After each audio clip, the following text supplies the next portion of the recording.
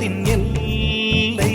இந்த பூமிக்கு கண்ணீர் சொந்தம் இல்லை.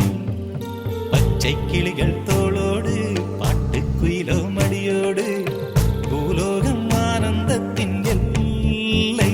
இந்த பூமிக்கு கண்ணீர் சொந்தம் இல்லை. சின்னஞ்சிறு கூட்டுக்குள்ள சொர்க்கம் இருக்கு. அட சின்ன சின்ன அன்பில் தானே ஜீவன் இன்னும் இருக்கு. பட்டாம்பூச்சி கூட்டத்துக்கு பட்டா எதுக்கு?